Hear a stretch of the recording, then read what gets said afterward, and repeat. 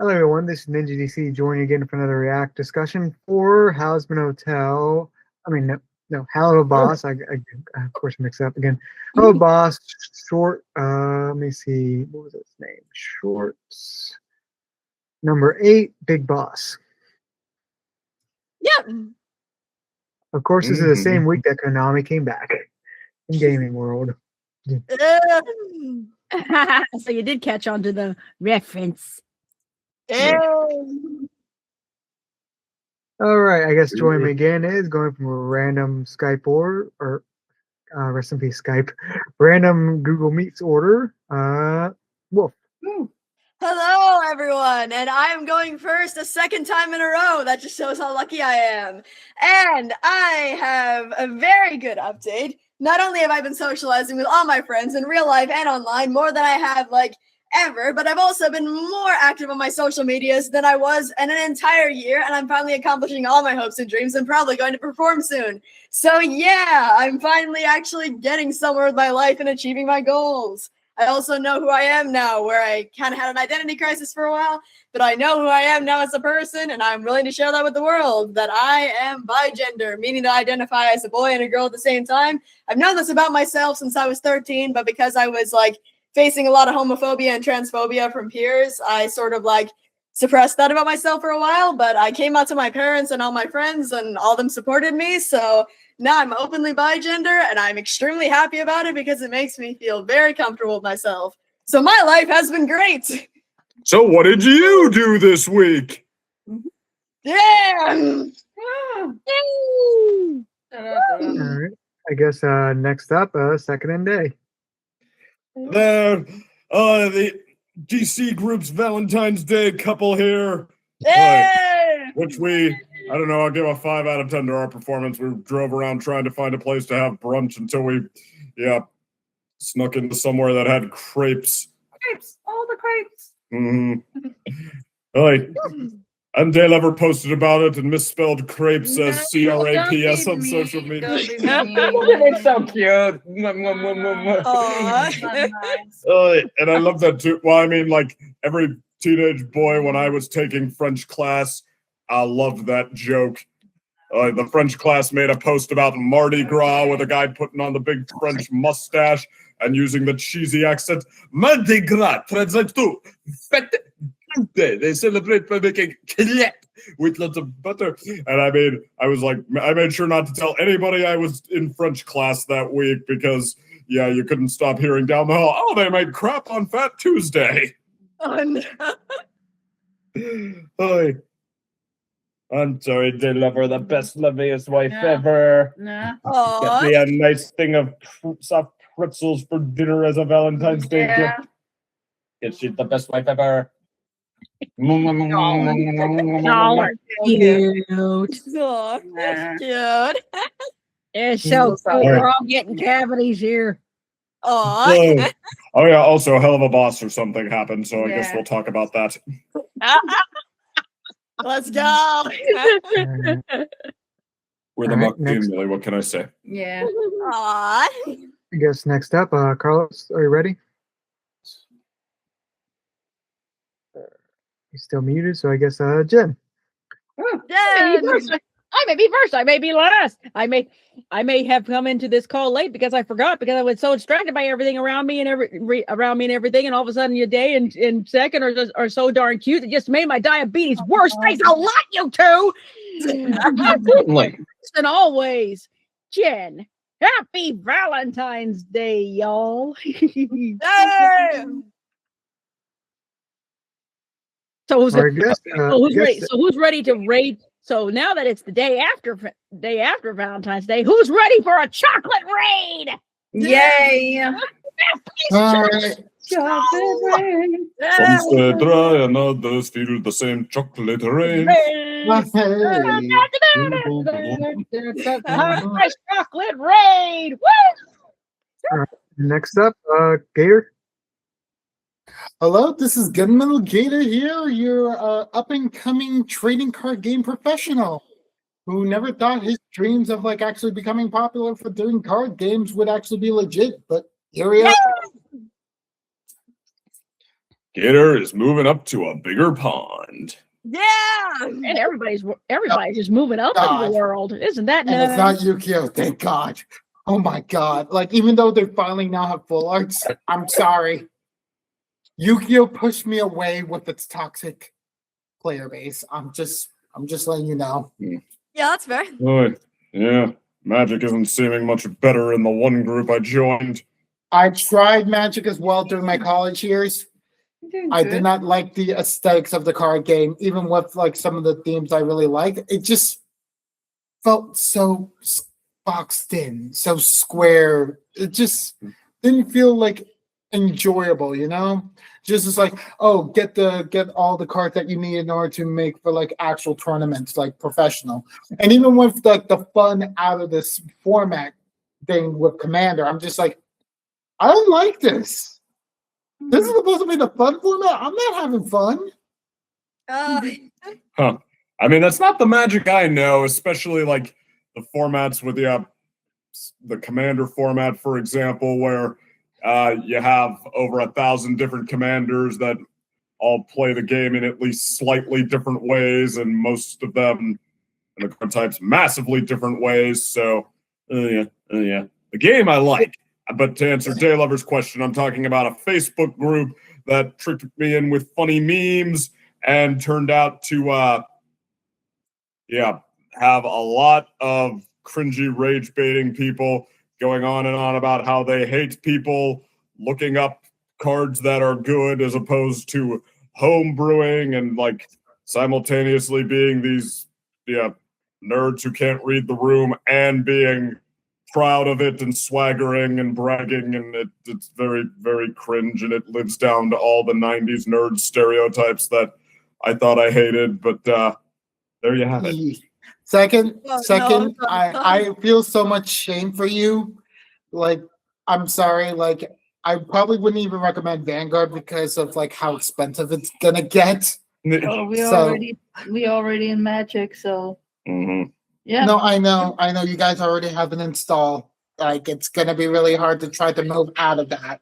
Like, I'm thinking about maybe trying out Digimon TCG when it comes to May. Yep, that's expensive too. Like, Big Magic is more than enough.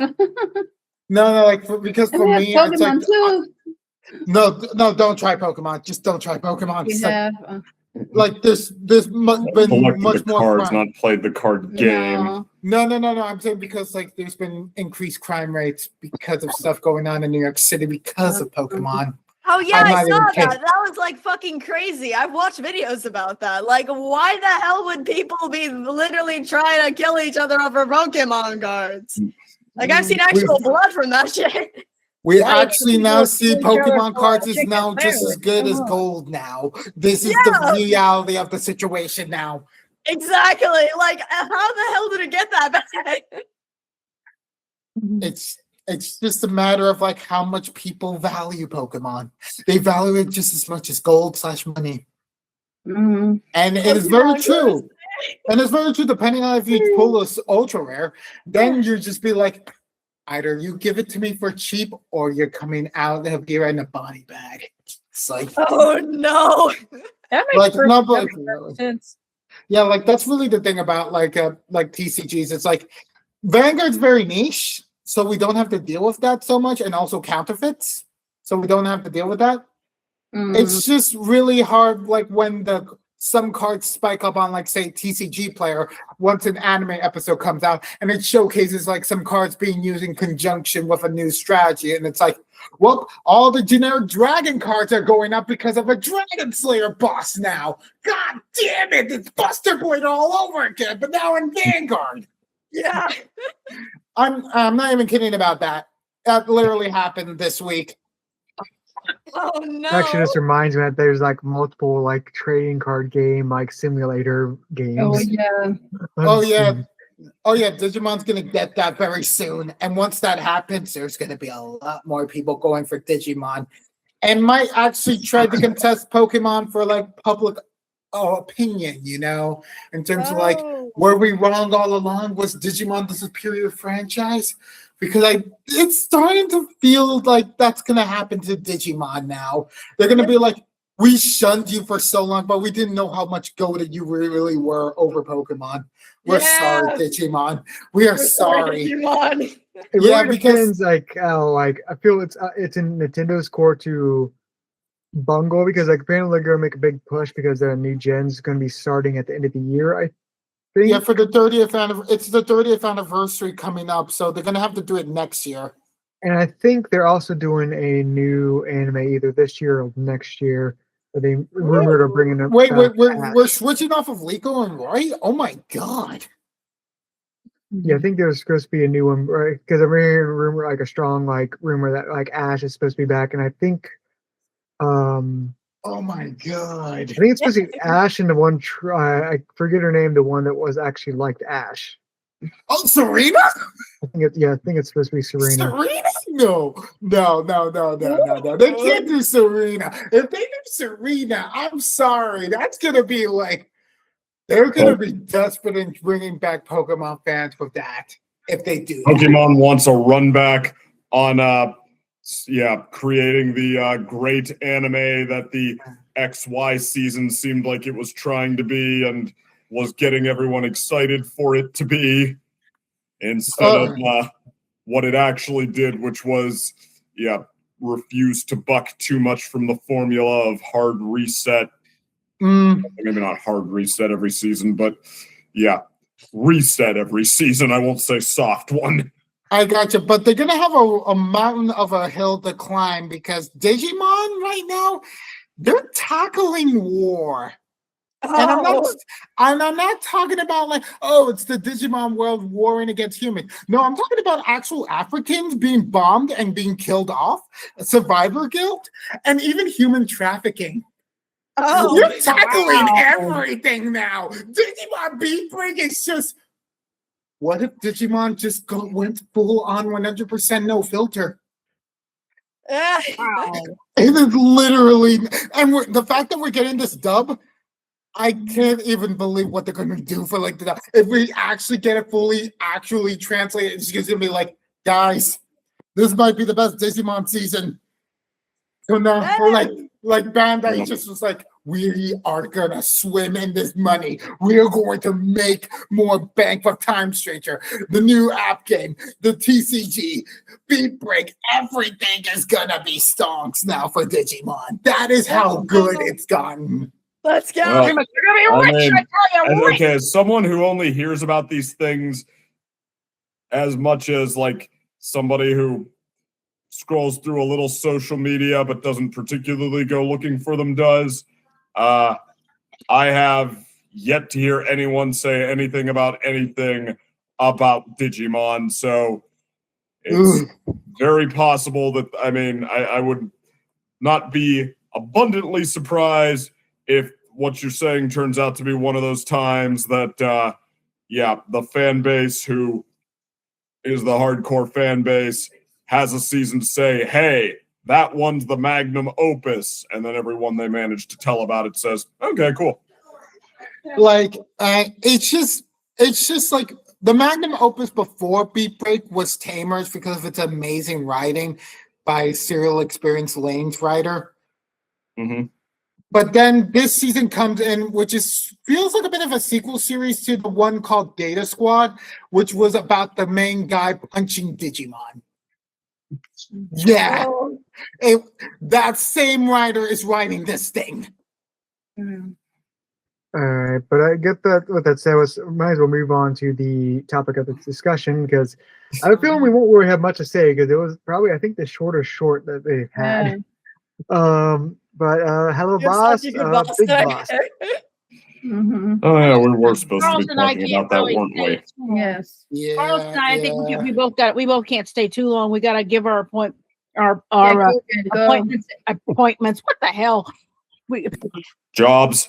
Yeah, work. Jobs, work, adulting, money, I am off Sleep. tomorrow. I can't wait. sleep. But yeah, we gotta give our opinions, and then we gotta dip. Go. Go grease lightning, you're burning up the quarter mile. Grease lightning, Let it go, go, grease lightning. Yeah, everybody that says Grease only has 2 immaculately catchy songs. No, it has 3. Grease lightning, dude. There's a lot. There's actually a lot of them. There's a lot of Grease songs, lightning. but I There's mean, also like, summer loving, having a blast. We're going off a tangent again. We need right, to right. start. Yeah, Summer Loving and Better Shape Up are the S tier classics, but I feel like Grease Lightning, at very least, is like A+ tier. Grease Lightning is iconic in its own right. Fair. And that's done. Go, Jen, go. Okay. Actually, Carlos, do you want to go first? All right, Alex? Okay, I'll go ahead. I'll go ahead first. All right. Go right ahead. So Big Boss here is like basically an amalgamation of a short that's just like, see how horrible CEOs are when they power trip, think that they could do whatever they want, and see how easily it is for like their public reception to fall as soon as like people spread rumors or truths out there about like what they actually do in private and whatnot. Because that's what this episode was. A clear-cut example of like why not to trust CEOs and why certain people who have sent for assassins might not be so wrong after all. Yeah. Yeah, because seriously, there's too many topics we could talk about in the past 3 years. I am not even kidding. Maybe that the guy who sent, the hit might have been right about wanting him murdered. Actually, see. Yeah, because stuff like, say, Mr. Luigi, or maybe stuff like, I don't know, like the current president, or other stuff like, you really understand how little that narrows it down to this episode, how it feels like, even with the toupee. Yeah, right. Yeah. I mean, yeah, at this point, well, heck, in the wake of recent releases, I mean, I think it'd be a shorter list of which ones they aren't talking about. Yeah. I mean, the toupee pretty thoroughly excludes Taylor Swift, I suppose. Oh, yeah, it excludes her. It excludes her. Yeah. The thing is, like, luckily, not as many celebrities now that are in there as you think, except for as references by other people. Like, I think it was like, oh, Weird Al. It's like Weird Al was only in those files from people talking about Weird Al. Yeah, stuff like that. But I mean, it's more like just the fact of like that a network could. I mean, I'm sure we were imagining things, but like the coordinated effort and what these people were willing to do, I think it's so far sounding like it's on the dark end of our imaginations. After all, like this. Yeah. This is no Al Capone's locker or whatever it was. This is no nothing burger, and in fact, it's a bit of a spicy burger. Yeah. It's a spicy burger. Yeah. Goodness, like, just Yeah. like it being. I mean, I guess we all kind of knew it deep down, but like being hit with the reality of just how less than human these people seem to see us as is kind of whoa. We still have to believe it's not every. Well, I mean, I think what I want to believe is that it's not every person who is willing to shape the world, more so than it's like, I don't particularly need to believe in, for example, nice billionaires at the moment. Yeah. There's a lot of nebulous things about this, but there is one thing that's certain. Like, it's very clear why Bill Gates has got divorced after this leaks. Oh. Oh my God. There is one thing that I guess personally benefits me. I can stop worrying about whether I was tuning out Woody Allen's wife's side of the story. I don't have to worry about whether I was making unfair assumptions about her anymore. As a matter of fact, Maybe she sent a hit. well, as a matter of fact, I think it was known and it just was never described to me. Like, I thought I read up on stuff, but yeah, that they just sort of were Jeffrey Epstein's friends, which is like, wait, What? He's on record saying, no, I don't feel the need to apologize for that. What? Ah. Oy. So, yeah, at least I don't have to worry about that one anymore. Ugh. Confirmed, unfortunately. But, Among other things like cannibalism, but you know. I wasn't going to say it. It was Yeah. still a really good episode. Yeah, well, okay, if I have to say why we're getting distracted by this, like why it hasn't been much about the actual episode so far. Okay, there is nothing I fault in this episode. There is nothing that I don't like in this episode. The idea, banger. Blitz getting a chance to run a company full of yes men so we can look at his deep need for approval and praise. Cool. Ego, yeah. You know, Millie and Moxie portrayed, I mean, they're very non-presences in this for the most part, but just like them having the kind of day where it's like, all right, it's not that they're mad at Blitz, it's not that they're harder on Blitz than usual, he's just having one of his doofier moments and they're having one of their bigger eye rolls at him, and he says like, all right, I'll do this myself, and then they step out long enough for this to happen. About pitch perfect. The assistant, funny character. Blitz, just pure chaos is enough to make these things happen, and Blitz gets credit for being a CEO genius. Funny, legitimate point. Nothing I have any problem with. Nothing that wasn't good enough. It definitely needed to go farther if it wanted this to be one of the top shorts. I don't Yeah. think that they're I Like, think This is the issue. no, I mean it needed bigger. It needed more. Like this is I like feel- if the Chupacabra short had ended that like Millie and Moxie had just walked back out after Blitz had been locked up for a while doing his I only ate cocks and pussies routine, just a little of that. And they were like, sir, you got stuck here. Yeah, well, shut up. And then they just, I don't know, shot the guy who had him in a cage and unlocked him and walked away. That's like if we didn't get any of the goats for the win and stampeding. And that's right, I'm the fucking Chupacadoop. Yeah. Like that's like if instead of any of that, it had just been like shrugged and been like, all right, time to end now. It just feels like this is more of a collection of jokes and not like a thematic story with that report at the end. Yeah. It's like it's basically CEO's bad. Let's make a few jokes about them. It feels like a sort of like a Looney Tune sketch, like not the classic ones, but like sort of like in between stuff. And we're like it's entertaining. Like I think we all found it funny and all that, but like it just doesn't feel like there's a big. At the end of the day, it's like this is the throughput that we sort of have for it. Besides definitely learning that Blitz has a praise kink. We definitely learned that. Yes, we definitely learned that. Yeah, What did we and learn? as what a praise king. But that the Blitz has a praise kink. Oh, Yeah, well, I mean, I think You didn't know. he's a little deprived of it. I think that they're like hamming it up like that because that's the thing. I think this episode does have something to say about Blitz's character, about how he's really not used to this, and it's a bit of a vicious cycle what he does when he doesn't get it. And it's like, this episode, it does kind of have the bones of a story in there, and it's not like it does so much nothing. It's like, oh, what even was that? That's just bad writing. No, it's not. And like DC said, I mean, it's like it wants to roll out a bunch of jokes. It wants to, at least introduce this concept and see it through to its natural conclusion. It's like the adequate of both worlds. It's not a 100 miles an hour gag every 2 seconds yuck fest, and it's not like all right, we like really want to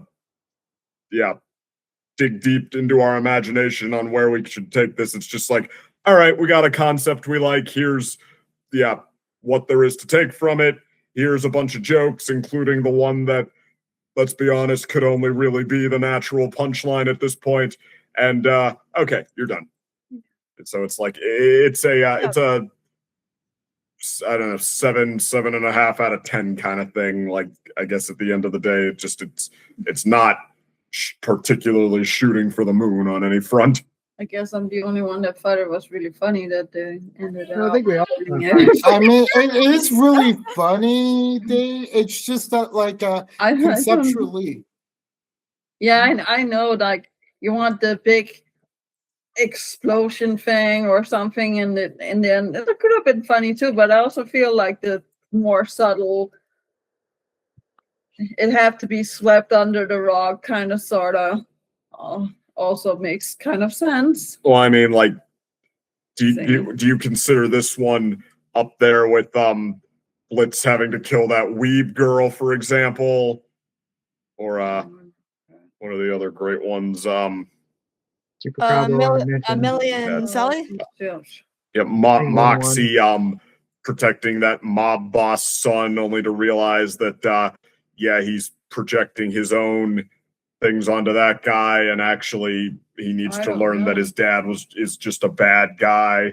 We should make like a ranking of the shorts, I guess, because I feel Oh my god, really good. Oh my god, get ready for me to be the biggest defender of short 3. I thought we all liked that one. I think we do need to rank them. The only issue is, like, when do we rank, like, in terms of, like, because they don't have like a seasonal layout like they release. Well, until they I'm have, guessing like, maybe at least 10. Yeah, 10 might be a good point to do it. Yeah. Why not? It's a Yeah, nice round number. And then if they go up to 20, we can do it It's again. an even number, second. Oh my god! Oh my So- gosh! You're doing that too many of them. Ugh. Okay, that doesn't change round number being a correct term for it. What do you mean round number is not correct? Round number is basically like, it's just basically like a whole spherical thing, you know? I'm Which learning brings that. to mind odds. I think you're interpreting from maybe a way you've heard someone use the word that led you down on the wrong path. Round up means like a number you can round it off to that feels very complete and easy to keep track of, and etc. So I get to learn that, like 3. Definitely not 3 or 5. No, 5 could 5 be, can, but 3 cannot. No. 3 is nasty. Well, 3 less so, yeah. What do you mean this nasty day? Hi. Okay, I guess looking back through them, there are 3 that I would definitely consider a cut above the rest. I guess I see one low point. Well, while we are talking about the one that we just watched, I liked it. I thought the animation was good in it. I thought that the ending was good because it's like, we're getting all of this with Blitz, so it's about him, about his ego, about what he wants to. He's getting all of his desires almost, and then it just needs to be swept under the rug. Nobody needs to know what was going on, and I was just like, yeah, that's probably how it is in real life too. Here's a question I just want to ask everyone. Did anyone have any ad for this episode? No ads. I have YouTube Premium. No. Was there one at the? Yeah, I think it did start with an ad that we had to wait through. Yeah. All right. Well, I didn't, and Carlos has YouTube Premium, so he never gets those. But it sounds like most of us didn't get one, which is like, okay, which raises the question. Raises the question: do you want to place bets on why it wasn't monetized as much? Was it because of the? Was it because of the? Was it because of the rather like graphic decapitation with the spine, or was it because of the diddling? Yeah, possibly. Well, I just searched it up again to be sure, and it had an ad for me at the beginning. It's because they don't like the portrayals of CEOs. I mean, if it's anything at all, Personality lines. I mean, how often does Helluva Boss go this hard on the gore? They did put a head up in his ass. Literally. I mean, that was the most graphic part was the decapitated head. But yeah, we've seen worse before. We have mortal combat for peak's sake. Now, I mean, the question is what gets monetized on YouTube. Diddling, gore, and I mean, drugs. I feel like I don't know. Like, I mean, I know YouTube is a bit more up its ass about family friendliness now, and yeah, that it would care. I know it would care about the gore on some level. Would it have cared about the political stuff? Maybe. Probably. There's been some reports of maybe they did, but that's the one I don't know for sure. Yeah. So. Well, I said my piece. I'm going to bed. Oh, you. Night, guys. Sorry. Good night, Dad. Good night, Dad. I can't no Good more. night. Good night. Good night, Dad. Good night. Everybody's saying good night. Good night. Night. Good night. Good night. I'll be the same. Peter saying good night. La la la la la la la la. To you and you. Says. Good night. Good.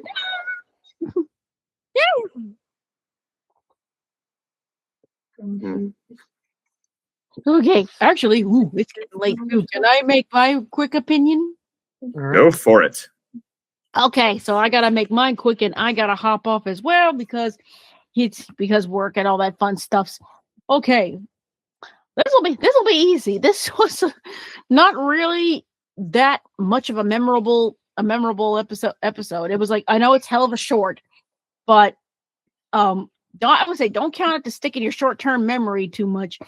But the one thing that I remembered was the diddle thing, and I'm like, okay, wait. I'm like, the one thing that I grabbed from his last name was like diddle. I'm like, and it was like I could almost guess what was gonna happen. That was gonna become that was gonna become something in there. I was like, we're gonna hear something about this, and then sure enough, later Blitz goes on his standard gets drunk with power trip and becomes an actual like boss in a sense after killing the first boss, which is such a Blitz thing to do. So, and then all of a sudden the allegations that come out, I'm like, there it is. You diddled all those people. And I was like, there it is. I knew it. And it's also very on the nose with what's going on with a lot of figures and everything with a certain list that's come out these days. So I was like, well, here's Helluva Boss being on the nose again. Yeah. And surprising, and I was surprised at the part where, like, actually of Millie and Moxie actually backing out of it. And really, I think that was actually necessary for them to do so, because I actually was like on their side for once. I was like, yay. I was like, Blitz has gone nuts, and like y'all need to just sit back, especially Millie. We've, you know. So yeah, and I was glad they came back in. And how it ended, I was like, yeah, that seems the standard of what Blitz would do. So overall, the short was, well, hell of a predictable. Hell of a predictable. Hell of a predictable. Hell of a short and predictable. So, funny moments and such, but like I said, hell of a predictable. Hell of a predictable. Right. It's still hilarious and fun, still fun to watch, even if it is predictable. Still hell of a funny, but hell of a predictable. And with that, I must bid everybody adieu, farewell, saying good night, because I am trying to be adult and I must go to sleep. Okay. Okay, but sorry guys, I gotta run. I'll talk to you guys soon. Have a good one. Thank you. Good night, guys. Good night. Good night. It is down to just the four of us since Day's not here. Yeah. Oi, losing the ladies. Mm, Oi, so let's see, who hasn't gone yet? I feel like Wolf. Oh yeah. So, I think this is actually it is definitely a very predictable episode, but it's also very funny when it comes to like how actually accurate it is about the industry, such as how like most people of any sort of positions of power like abuse the fuck out of substances. Like it's not just like pop stars, it's also like millionaires and billionaires like microdose ketamine and all that shit. So it makes complete sense that he would be constantly not only snorting lines but also like having that much coffee and combining the caffeine with the cocaine just probably, made his brain kind of crazy, along with the fact that he was already before he was even like on anything, because it's Blitz, he made all these insane decisions. The thing is that the CEO was such a bad CEO that he made the worst decisions imaginable, and it somehow made the stock prices skyrocket because of how unexpected it was. So Blitz was somehow a better boss than the last guy, causing the stock prices to skyrocket, which gave him even more power. Plus also the fact that, Blitz has a praise kink. So, of course, that made him want to stay even more than the fact that the stock prices were skyrocketing. But eventually, we got the political talk at the end where, let me tell you something, doesn't it seem awfully suspicious that right after Blitz fires all those important people of the company who had power and money, these allegations come out? It's almost like they weren't going to release the allegations until they got wronged, and then threw him under the bus so they could get more money.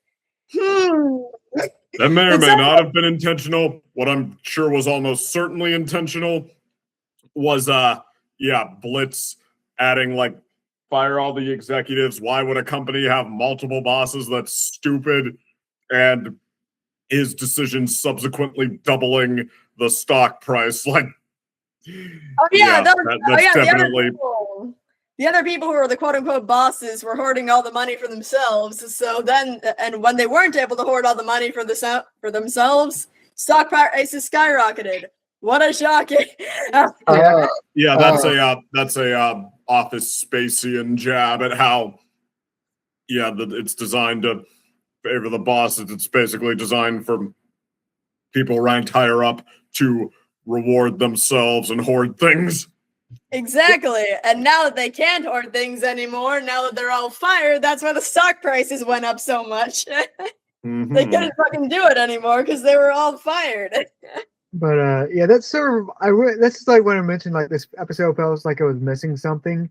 Felt like it was either missing a punchline of like that all the executives are fired, they leaked that, or they're missing the punchline like of the going deeper into why his crazy plan sort of increased the stock price and sort of like it sort of poking fun of the stock market, but like it sort of didn't go there. So like that's why I feel like it didn't have like a bigger punchline or something at the end besides the CEOs are bad. Yeah. It reminded me of my issues with if any of you have seen this King of the Hill reboot where it had like it's making fun of the stock episode, which is like I like that they sort of went there, but like the stock they chose there was just sort of stupid.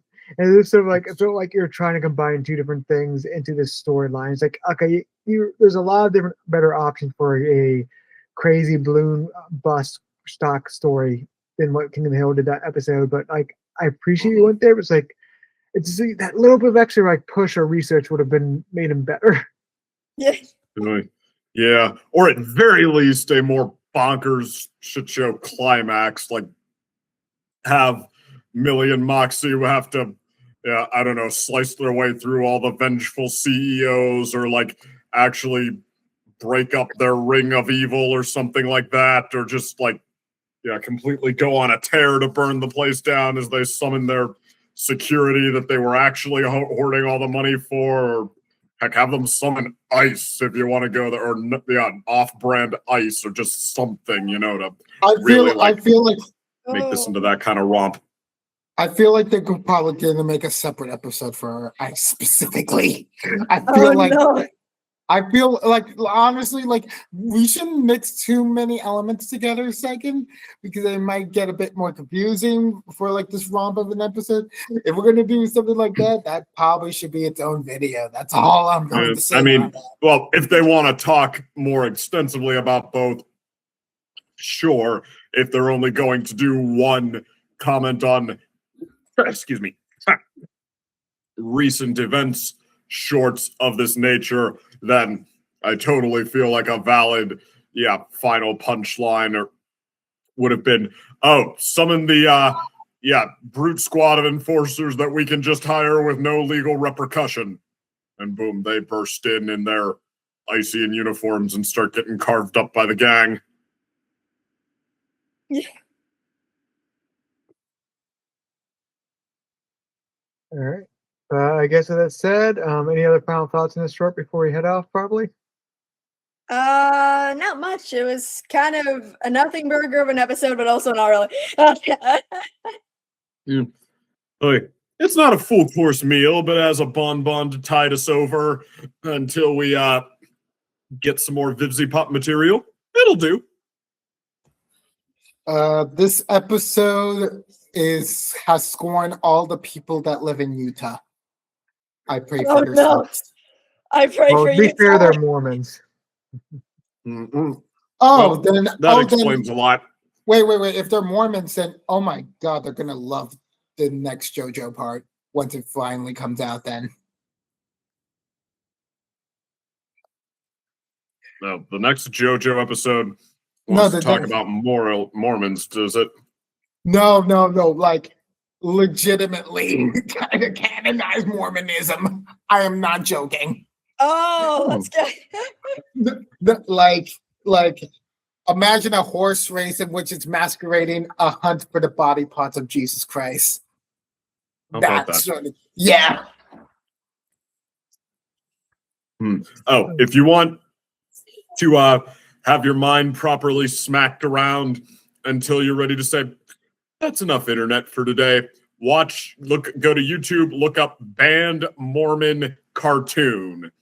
The band is accurate. The Mormon cartoon is technically not, since it's trying to explain what the Mormons think to make them look bad.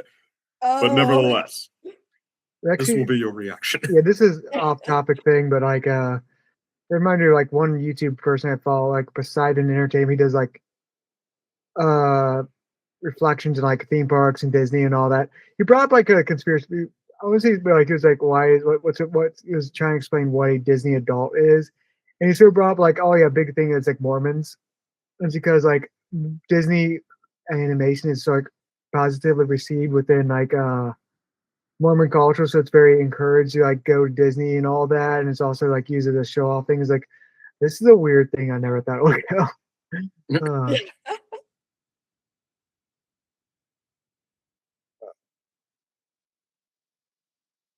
All right. Well, with that get that said, see y'all at the next reactor short. We'll figure that out.